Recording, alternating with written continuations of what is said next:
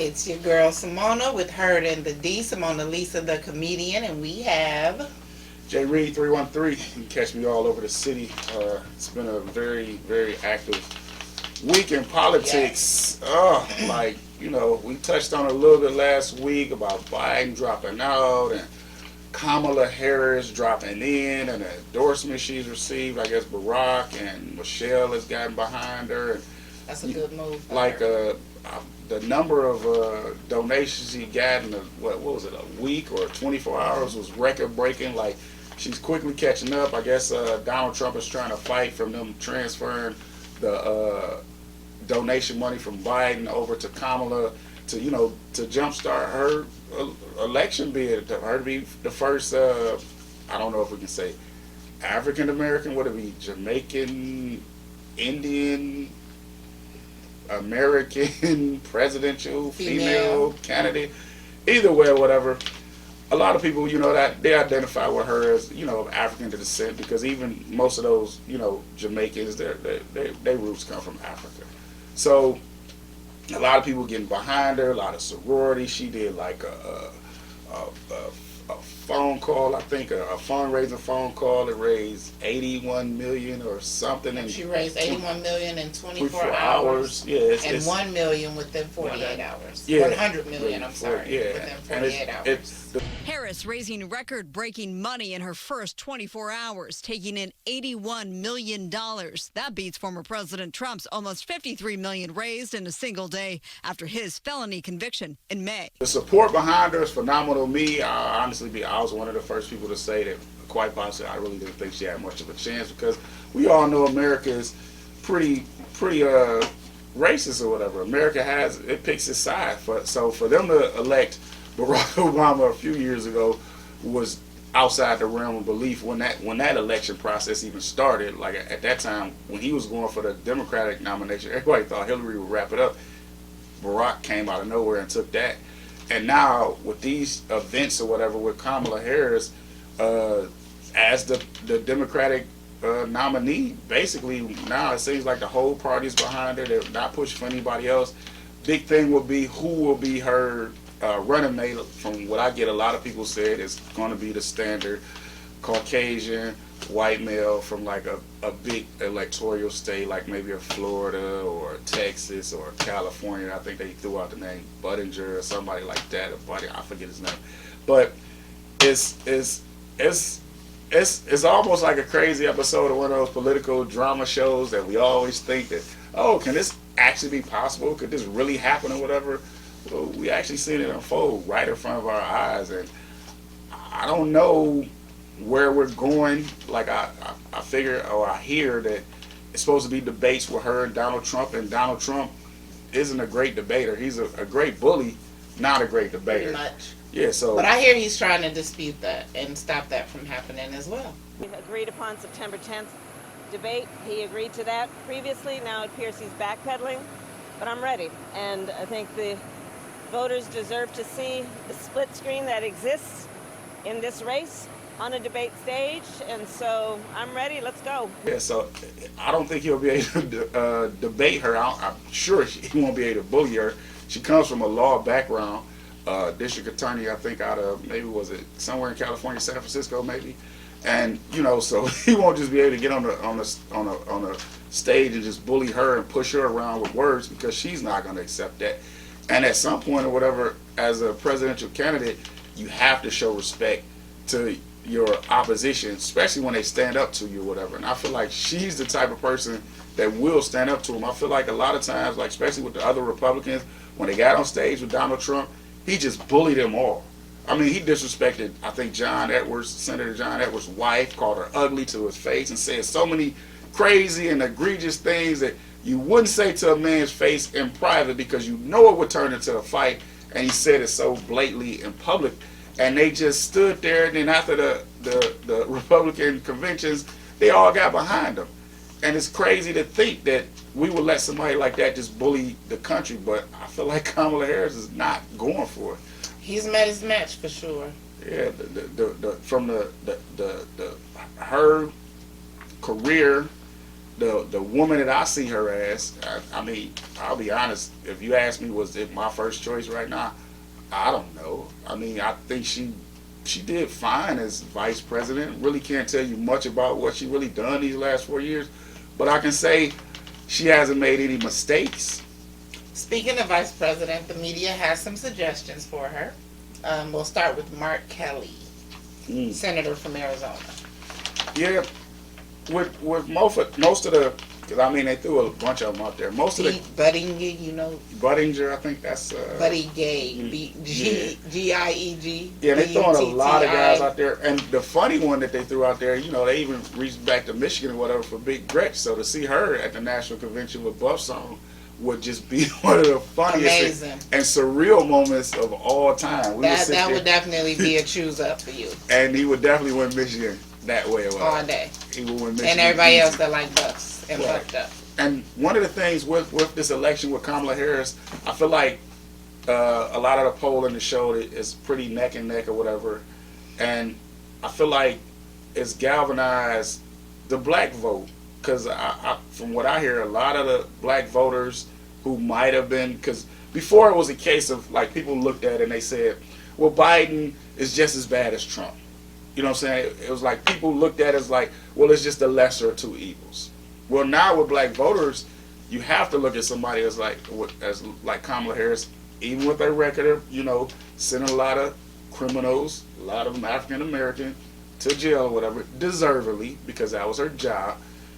I think she has like the full support of the black community as far as I can tell. I mean, it's a few outliers. It's quite a few celebrities that seem to be backing Donald Trump, but I feel like that's more based off money and race than anything else. But I feel like when you go into pockets of America, like African Americans, black Americans, when you think about it now, is it a better choice than Kamala Harris?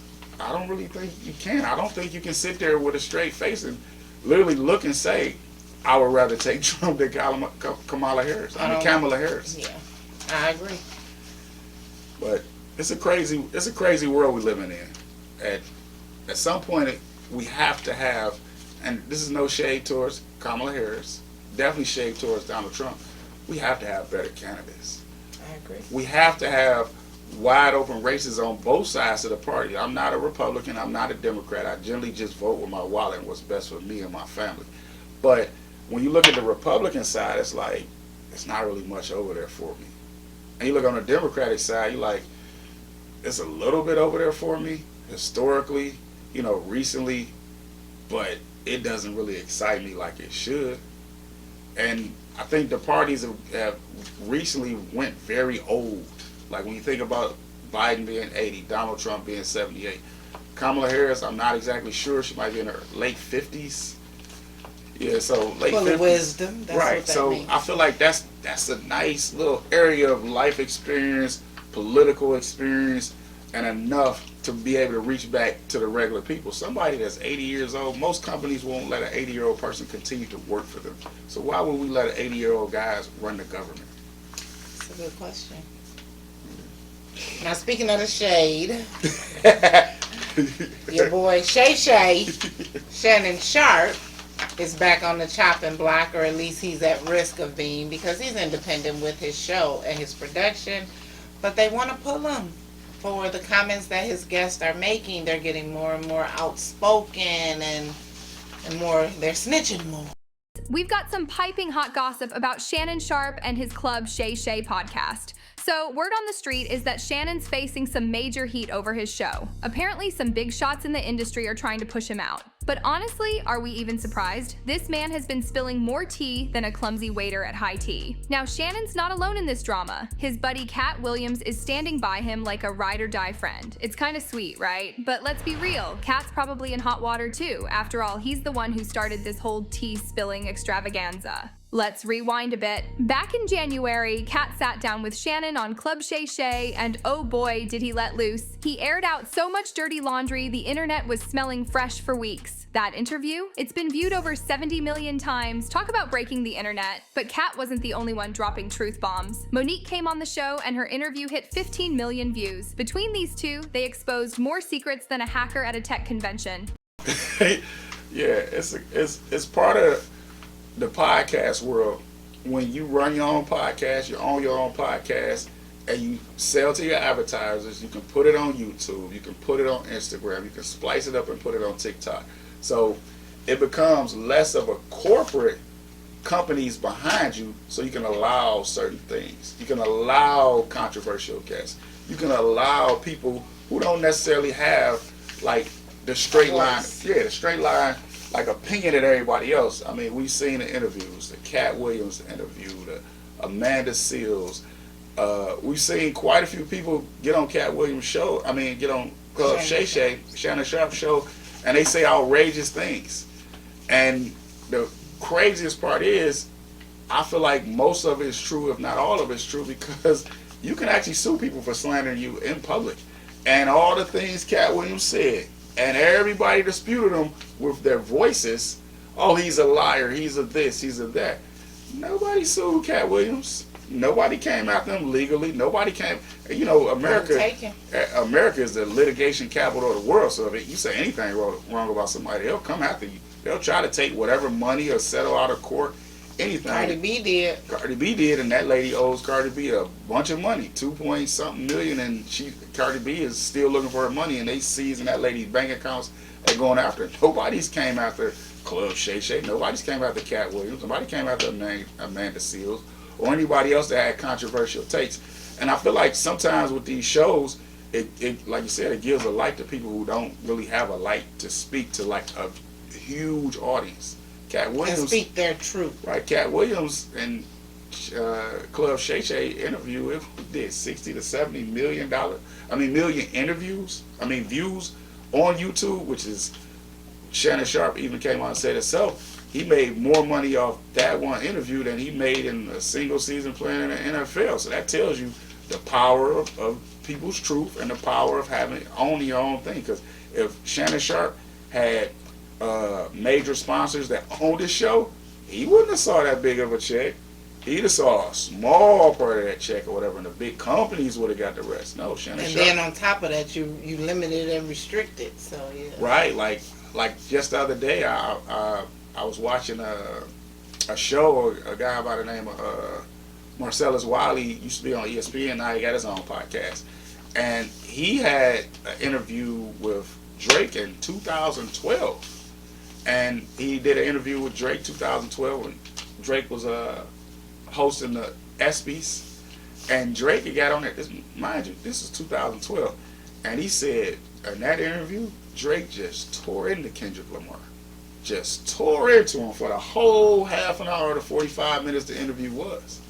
And him and his partner at the time, which was Max Kellerman, and they said, like, whew, we about to be famous. Like the biggest rapper in the world is going out there.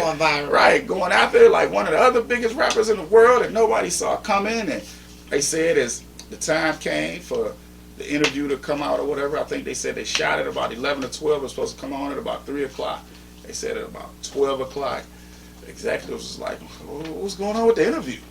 And they said, oh, it was a great interview. We loved it. It was awesome. About 1:30, 2 o'clock, say the executives called me. Sure it wasn't nothing on there? He said 3 o'clock. Drake people called and said, because Drake was hosting the ESPYs and there was an ESPN show, if y'all post that interview, I will not host the ESPYs tonight. And that is the power of big companies censoring people when they own your show. We would have heard about this Kendrick Lamar and Drake beef. It would have popped up in 2012 if it wasn't for big corporations stepping in.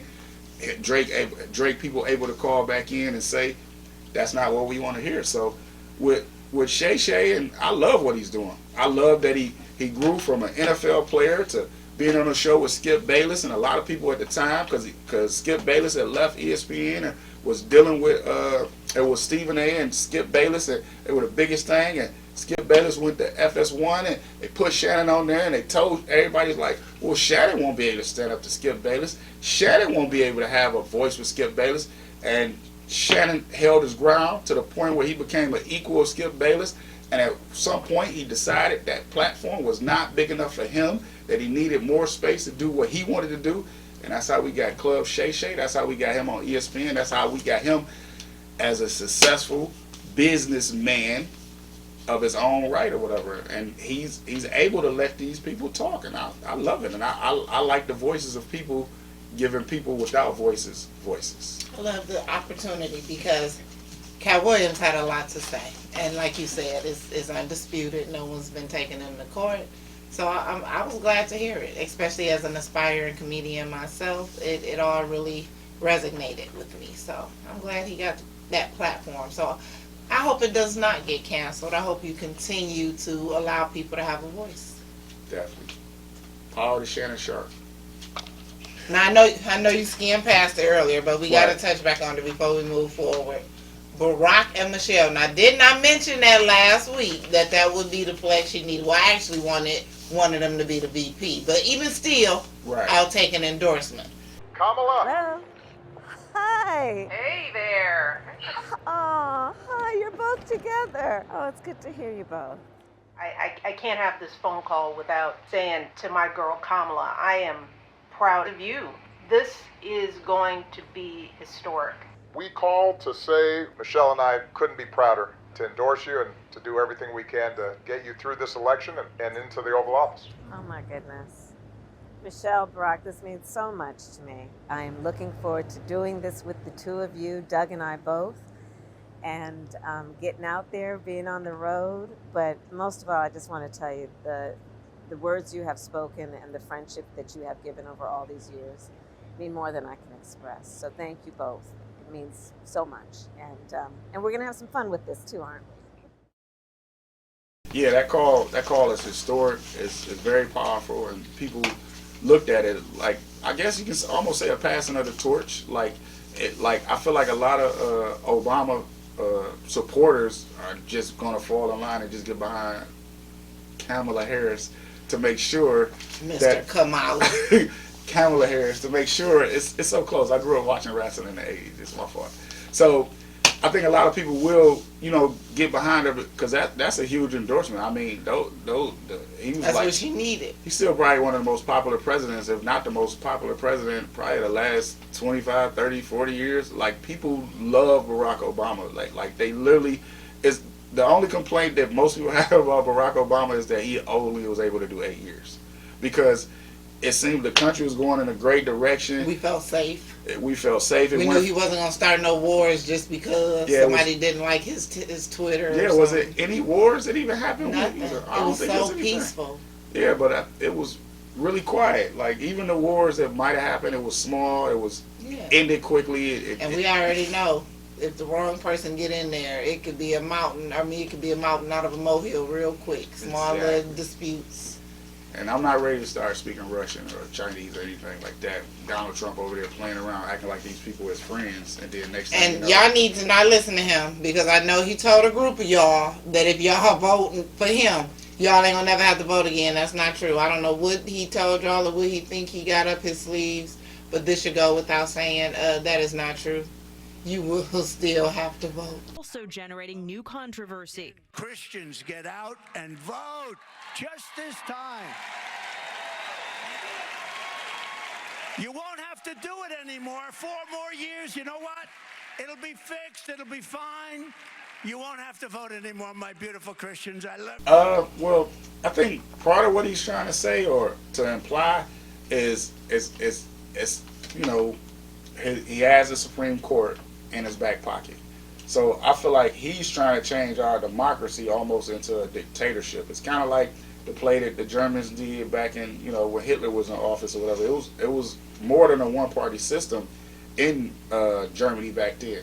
But once the Nazis got in power, they took total control and total power. So if Trump had his way, Trump would make it be from Donald Trump as president until he dies, and then he would pass it down to Donald Trump Jr., and he would be president, the weird one.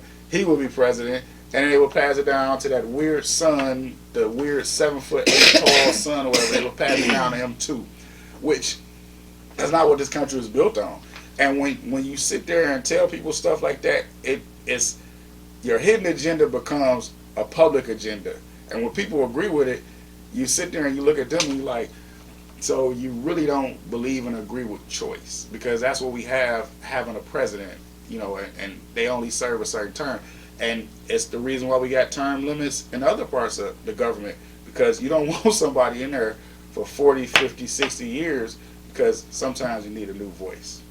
And you need the country changed, and you need the country to follow what's going on with the country. Like we touched on earlier, I find it hard to believe that we got a 78-year-old, and before he fell out, he dropped out, Biden was an 80-year-old trying to run this country. Like, I'm going to tell you, like, I've been around 78-year-old and 80-year-old people, and they're not the most senile people in the world. Like, generally they get to a point where they really don't care about anybody else's opinion. They don't care about what anybody else say. And most of the time, when they discuss and think about things, they revert to the past 30, 40, 50 years ago. And that's not the world we living in right now. Exactly. Like, a lot of people think that's why we're not getting enough money. He still think bread costs 25 cents. Right. Exactly. He still think gas 55 cents or $1.10. Right. I'm pretty sure if you gave him a test right now, like you said, to see what like the cost of common things are, when was the last time? He could not be on the Price is Right. When was the last time Donald Trump pumped his own gas? When was the last time Donald Trump went to the grocery store? Let's not talk about him like he actually a president. Yeah, let's talk about when last time Biden did any of these things.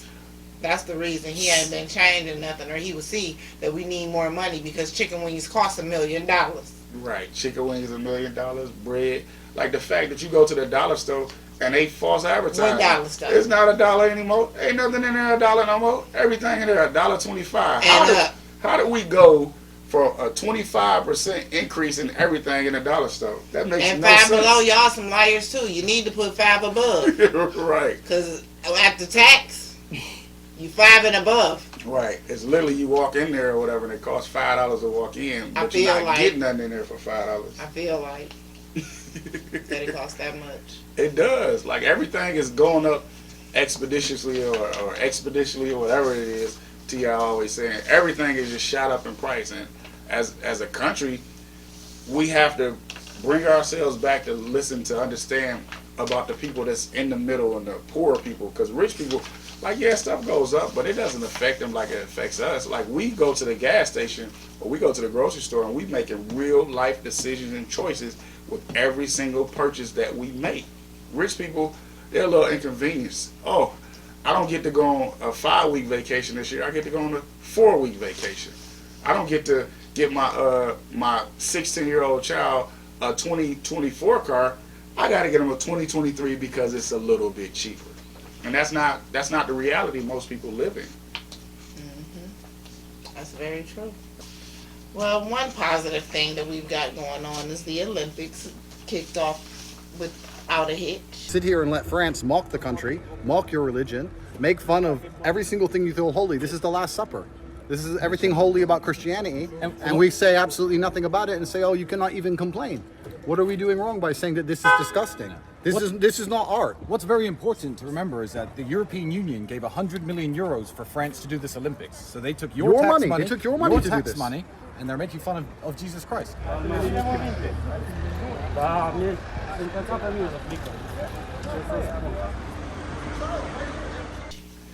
Yeah, the Olympics kicked off, but it was a little bit of a hitch though, or whatever, because the Olympics, it's in France. Mm-hmm. And it was like they did a whole thing or whatever. Like they did a Last Supper thing, and they decided to go with like I'm trying my best to be as politically correct as possible, a LGBTQ community as I know what he means. Jesus and the 12 disciples or whatever it is for the Last Supper.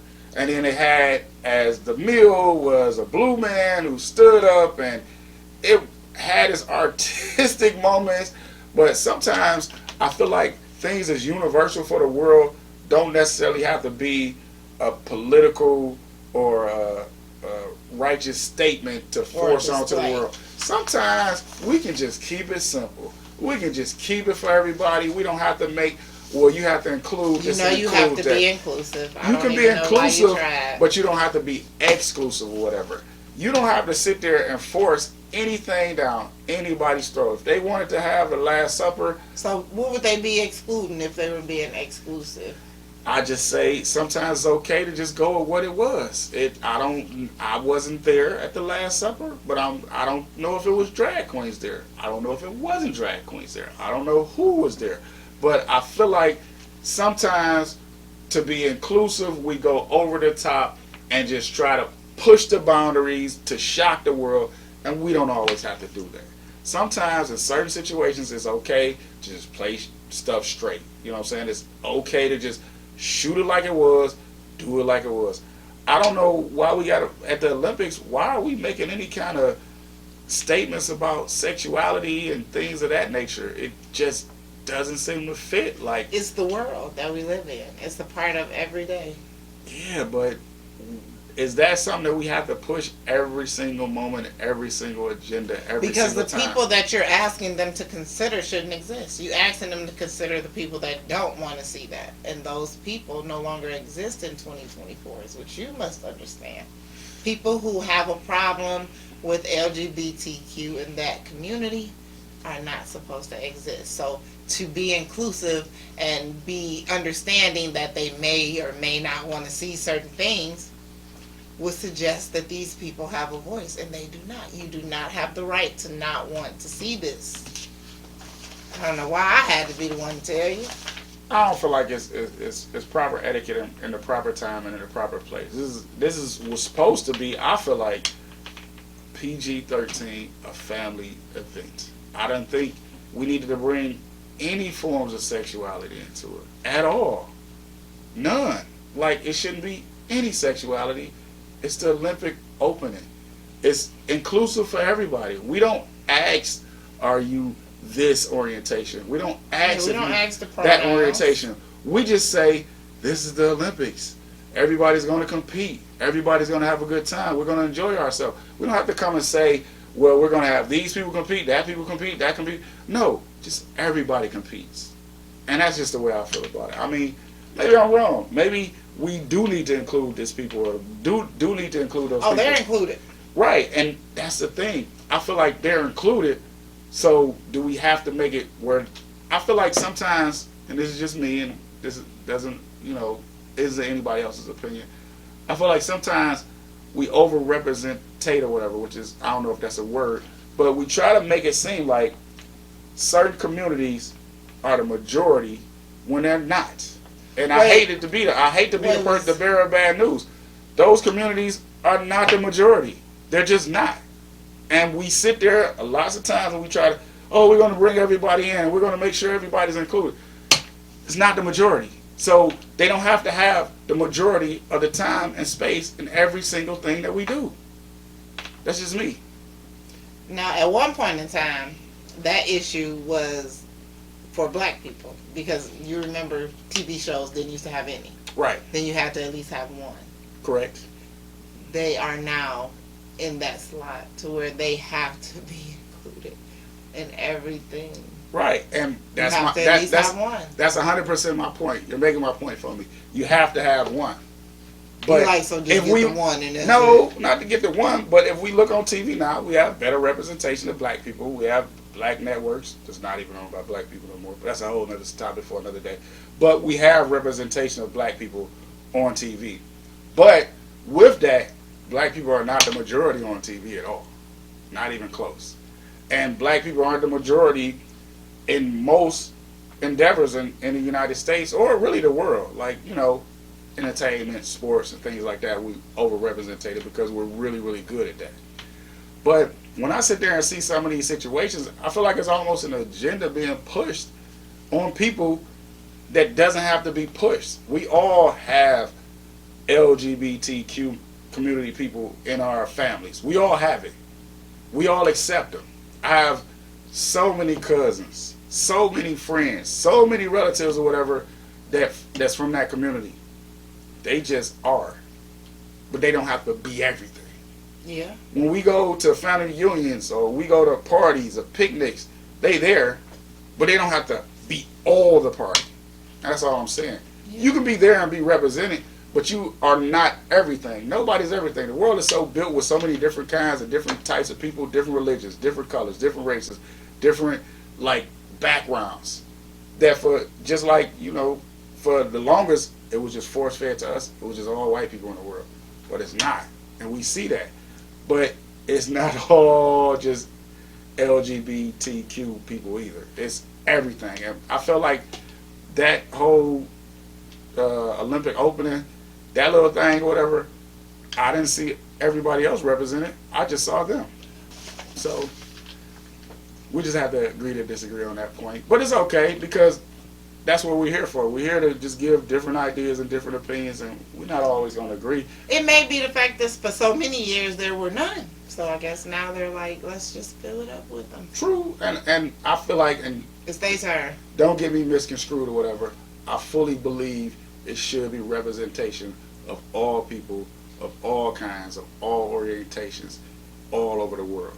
And I get it, because a lot of those countries that were at the Olympics, they were really pissed off because they don't allow that in their country. And I think that's wrong. And now that part. Right. So we'll do better as a world to accept everybody. And as the Olympics. Definitely. Okay, so our next topic is very sensitive. So before you watch this video, I just want you to be aware that it may be alarming, it may be sensitive to some and hard for some to watch. The body camera video reveals the events leading up to the horrific scene. What took you so long to answer the door? Oh, I was trying to put on some clothes, sir. I'm sorry. You doing all right mentally? Yes. Sure? My medicine and stuff. All right. Okay. I love y'all. Thank y'all. Inside the home, Sangamon County Sheriff's Deputy Sean Grayson can be heard asking Sonia Massey to check on the stove. We don't need a fire while we're here. Within seconds, things become tense. Where you going? Huh? Where you going?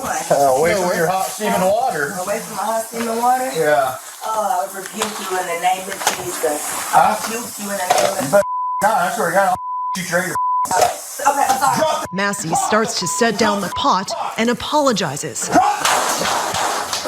Grayson fires 3 times, striking her in the face. Headshot wounded female, 1078. Prosecutors say Grayson's partner tried to give the 36-year-old first aid, even though Grayson discouraged him.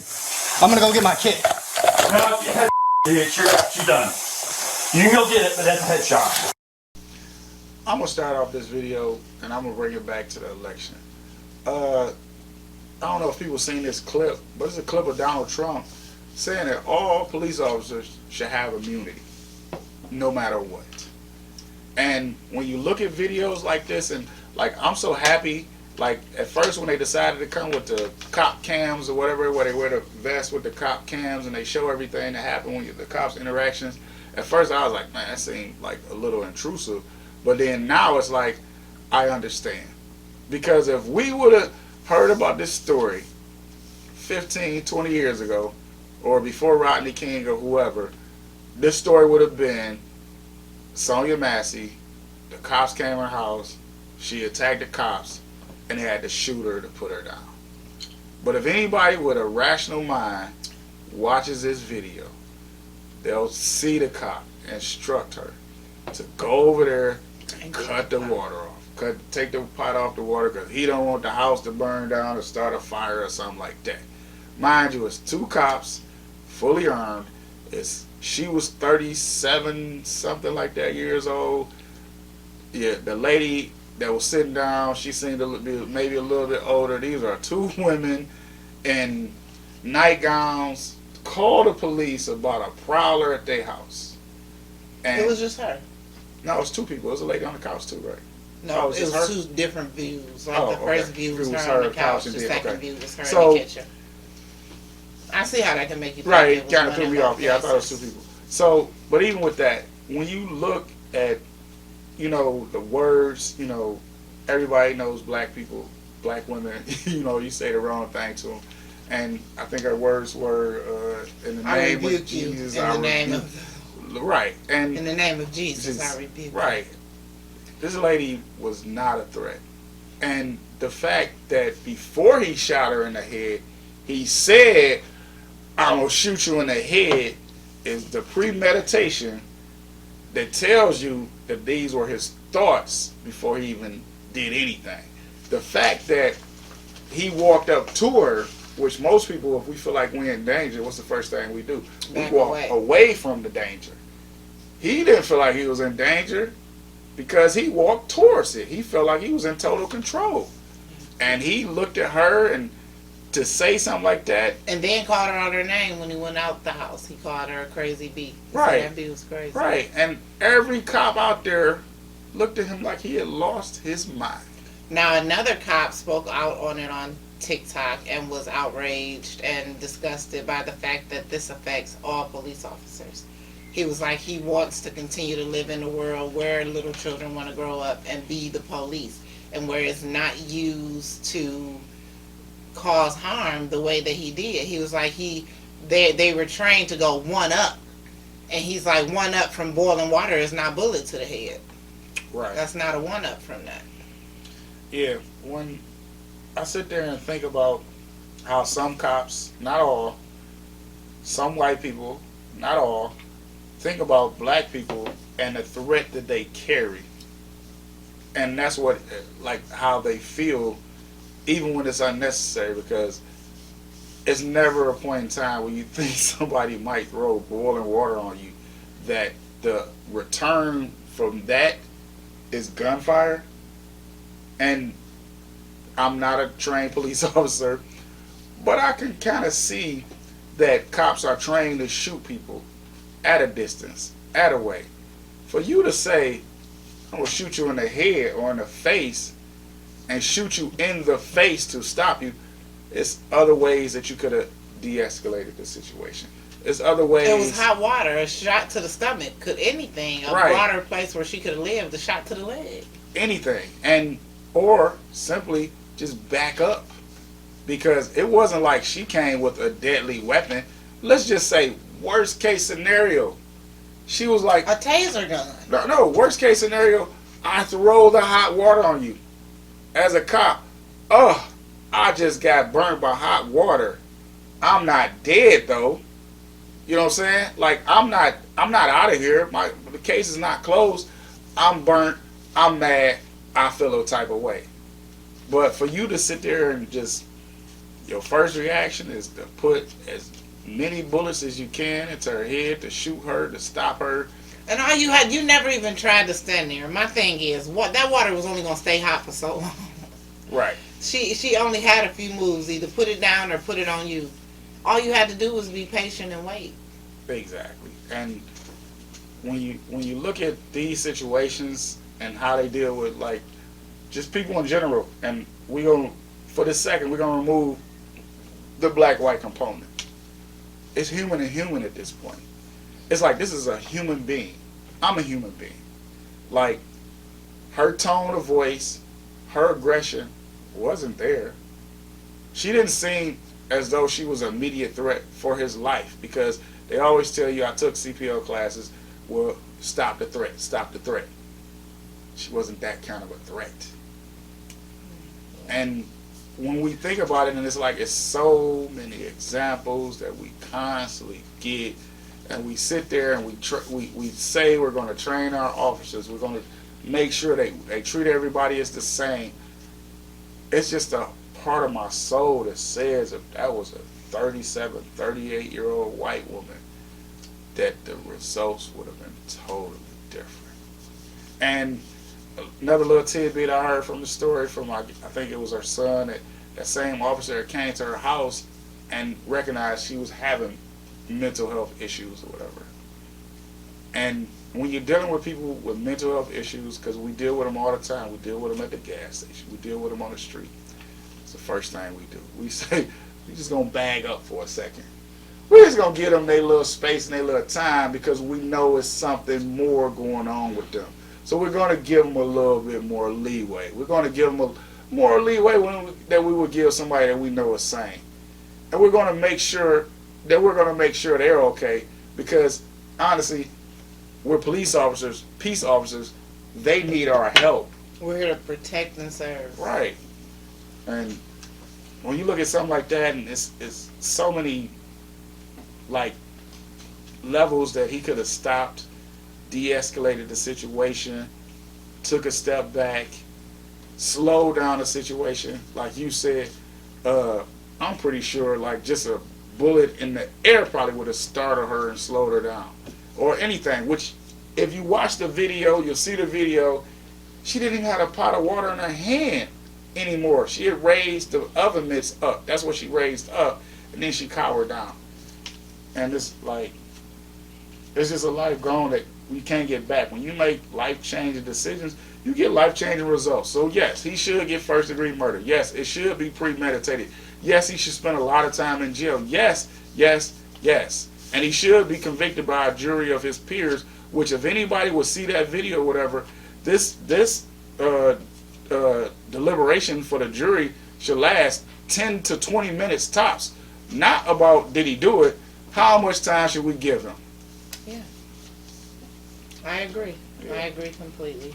Well, I am glad that justice, well, I pray justice will be sought in this case, but I am glad for a group of Detroit mothers. Now, you know we heard in the D, so we got to talk about what's going on right here in Detroit. In the city. Yes, so there is a group of Detroit mothers keeping boots on the ground.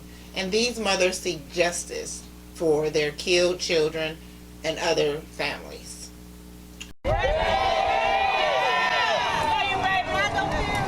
Saying the names of beloved sons and daughters lost to violence in Detroit, a group of mothers gather on the city's west side to keep the unsolved murders of their kids alive and top of mind. Tabitha remembers her daughter Hayden Davis, murdered in this very area at Leisure and Finkel 2 years ago. No, Hayden was a beautiful person. She was actually LGBTQ, transgender, and she was a nurse assistant. She jumped into the LGBT community and started being a helper. She would find children that were on the street and didn't have anywhere to go because they were either abused by a parent or were not accepted by a family member, and she would find what they call safe haven homes. Tabitha was joined by Alyssa. So I lost my son, Darrell Rocket, AKA Bebe, shot and killed on Ashton Street on the city's northwest side December 10th, 2022. He was a giver. He gave back to the community, especially the elders.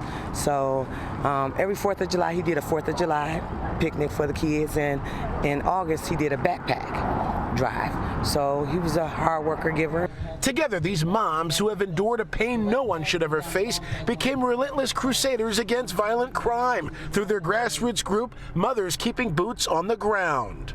It's a great thing for me to know that I can be a help to other families that's going through what I'm going through. Everybody is not as strong to fight the good fight because my son's murder has not been caught yet. So it's a struggle every day, but it helps me to know that I'm a blessing and a help for someone else. Turning grief into action while still searching for their own peace and closure. It's really difficult to do this, every year, and it's really tough. It's really tough.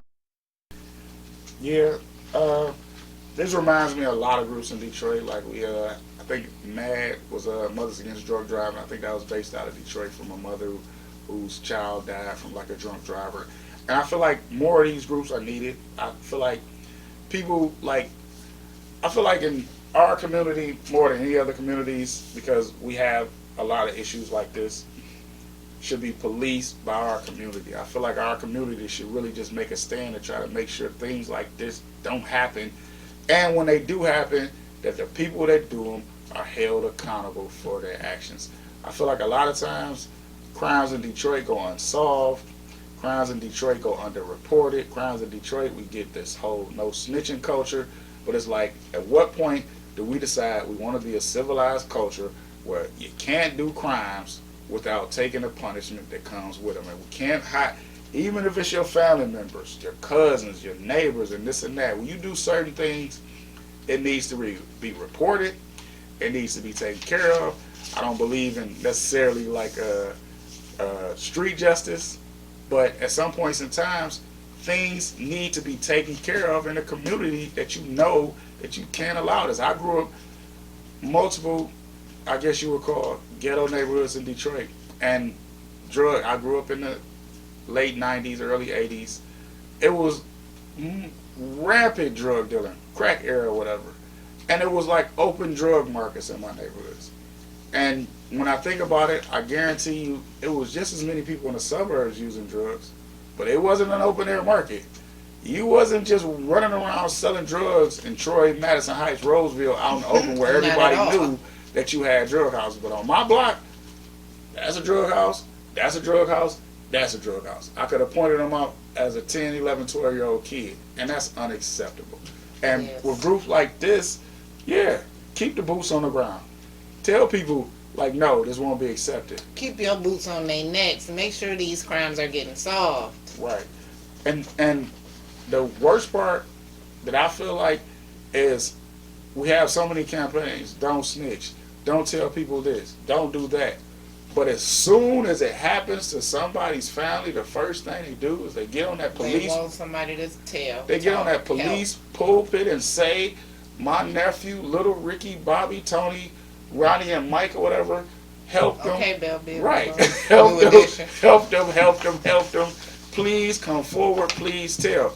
No, it should be like that for every family, because every family is grieving. Everybody has lost somebody. I got so many cousins on the east side of Detroit that's committed crimes and who's been victim to crimes. And all the crimes need to be solved. And I have cousins in prison right now doing life. They'll never see another day outside. I'm not happy about it, but they earned it, and I understand.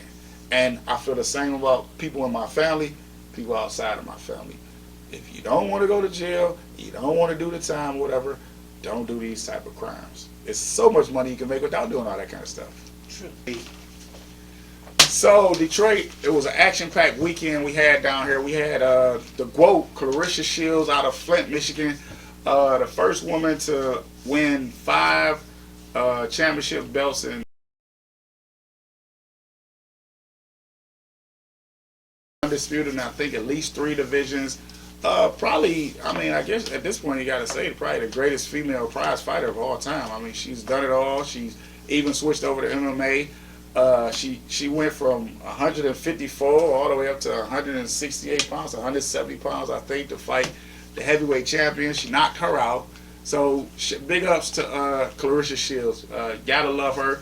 LCA packed it out or whatever. I mean, I think maybe 10 or 12,000 people, which is huge for female boxing. I mean, she has a giant fan base. She won It's the year of the women. Yeah. We really winning this Yeah, year. she won 2 Olympic gold medals, like only boxer to ever do that. I think female boxer in the United States. So you got to shout out her. But in that same tone or whatever, you know, as far as prize fighting, we got to go into the baddie baddie.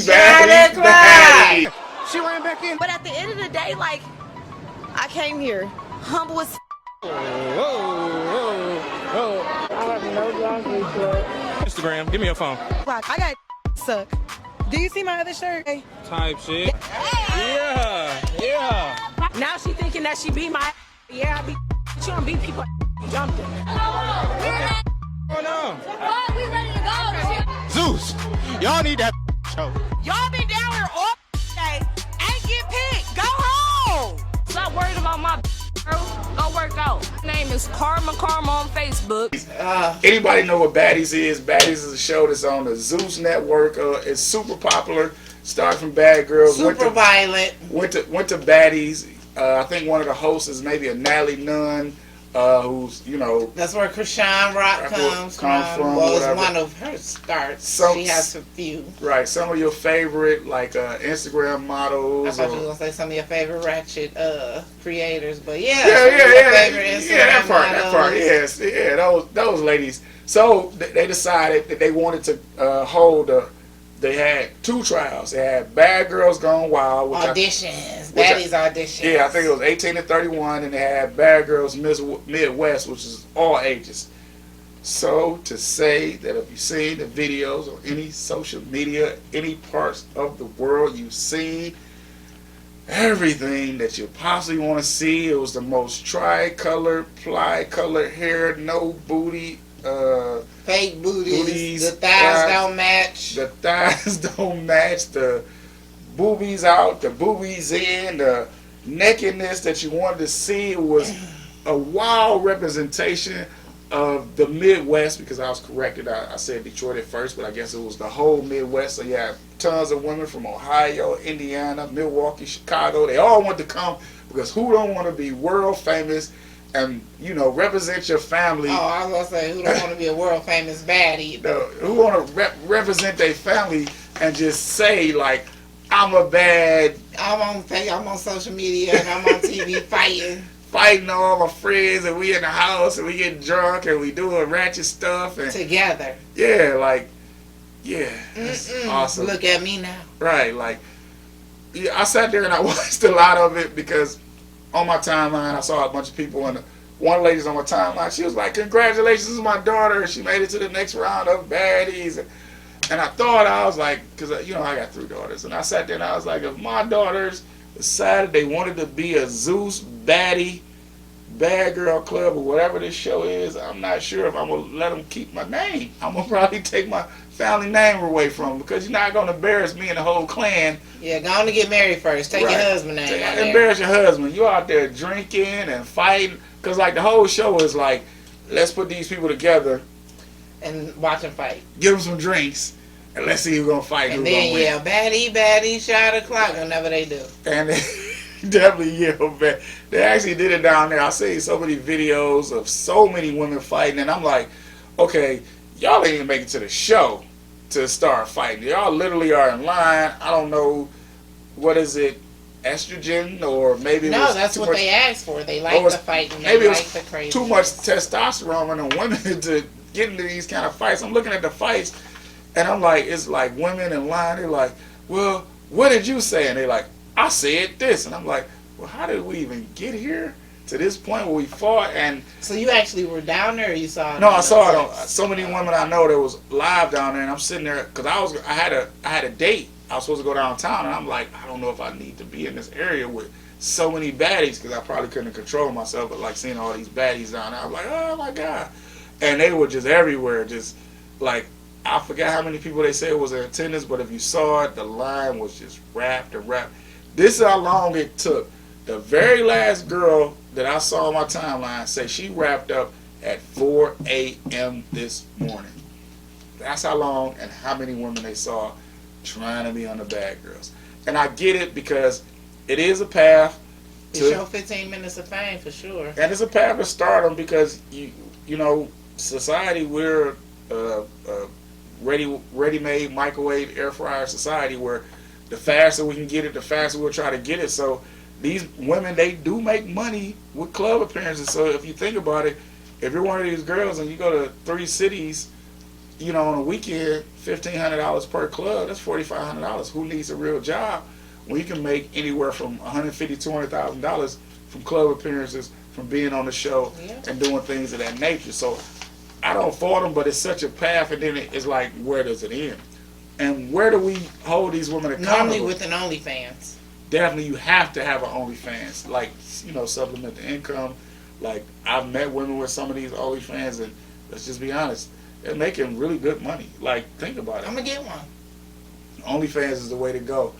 I've told women that I know they should get OnlyFans, because guys, they pay for feet pictures, they pay for just every day walking around the house doing your dishes pictures. Like, it's a crazy world, this online world, because you think about it, it's not a local business, it's a global business. So even if you sit there, let's just go baseline, $10 a month for your OnlyFans, right?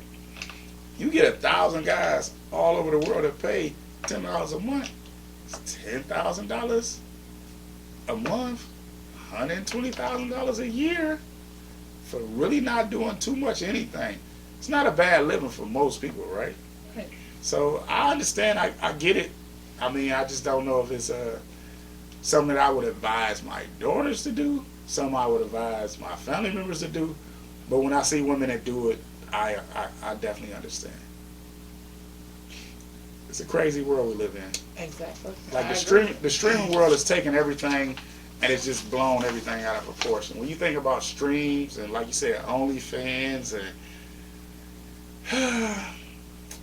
like so far we've come in this world where you can literally not leave your house and make a living You can make I more. know, I You can love make it. more I than love a that part doctor. of social media, making money online. Yeah, you can make more than a doctor doing things like this. So, But I'm anxious to see the show, see if I recognize anybody on there. But from the looks of the crowds, it's not just Detroit. It's all the surrounding cities, Ohio, Chicago, New York. Anything that's close, they done came here because this is the closest the baddies done been to this coast. So everybody done commuted here to audition. So I hope while they were here, they enjoyed the restaurant of the week, which is Easy Peasy.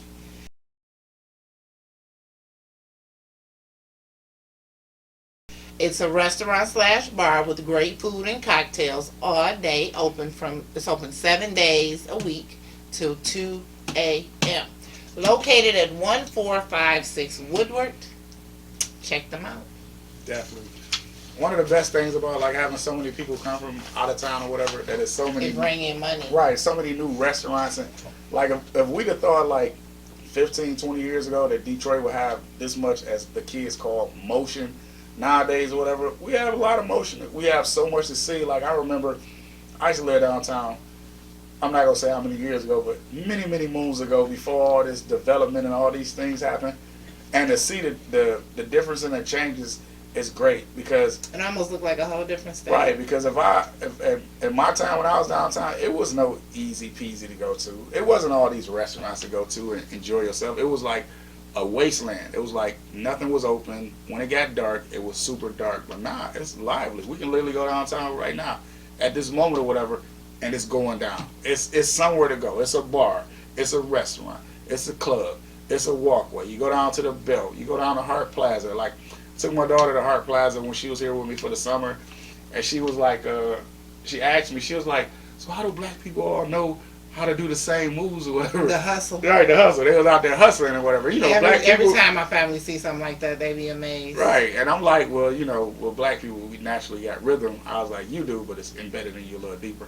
And I was like, at the end of the day, I was like, it's just love. Because you'll see black people that don't know each other, has never talked to each other, and they put a hustle song on, and if you don't know the hustle, come on, baby, I got you. Come on, I'm going to show you how to get in here. And by the end of the session, you know the hustle like everybody else. And you down there, you having a ball and having a blast. And that's what we got downtown Detroit now. It's one of my favorite parts about the city. And I try to bring everybody. Anytime I get out-of-town visitors come to Detroit, I'm like, taste the food. I was like, it's so many different kind of restaurants. It's so many different places. It's so much to see. And like, even though we from Detroit, and sometimes we take it for granted or whatever, Detroit is one of the friendliest cities in the world. Like, you go downtown, as long as you don't go to the wrong parts of downtown, because there's still a few here and there, but it's very welcoming. And it's so much to see. It's so much to see. It's so many places that's open now. Yes. And it's amazing to see. Just being somebody who's born and raised in Detroit. And There's so many sites just out abroad, just right. out and about. So many free places to go in Detroit. Like, Detroit has so many free spaces. Like, we got voted, like the riverfront was like the #1 space, I think, in the whole country as far as waterways of like to go see. And it's like when you, it's so walkable now. It's just enjoyable just to be down there. Like, they have little board games out on the crosswalks and the sidewalks and things, and little swings and just different things to enjoy that just, you know, it's just nice to be down there by the water. Definitely. And whenever I go down there or whatever, and I look around and I think about how many people, like, because Detroit used to be such a bigger city. Yeah. Like, it used to be like, you know, it was a boom town or whatever, and then we start hitting the 80s and people start moving out, and everybody kind of abandoned the city, and to see the rebirth. And then when I think about it, you know, obviously, you know, we got the Renaissance, and everybody know what Renaissance means, so it's like, it's coming back or whatever. It's like almost the rebirth of downtown Detroit.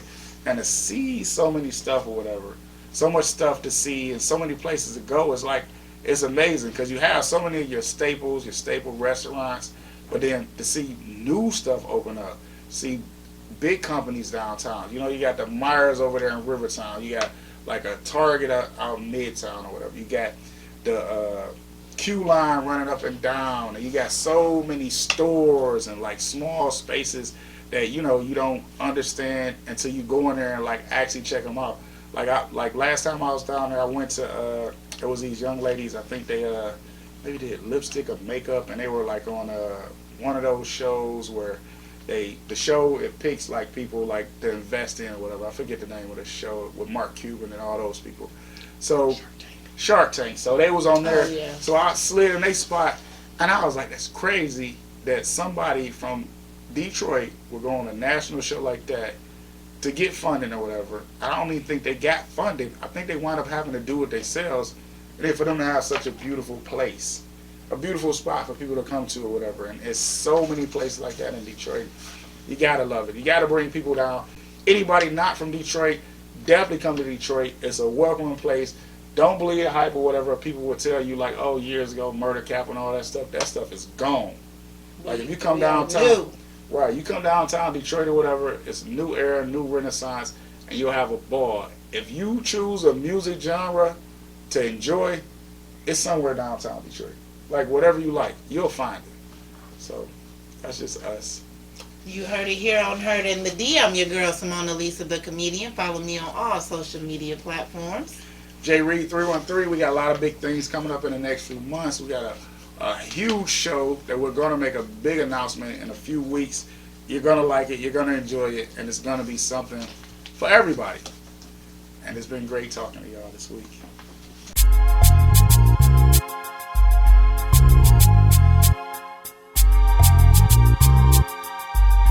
Thank you.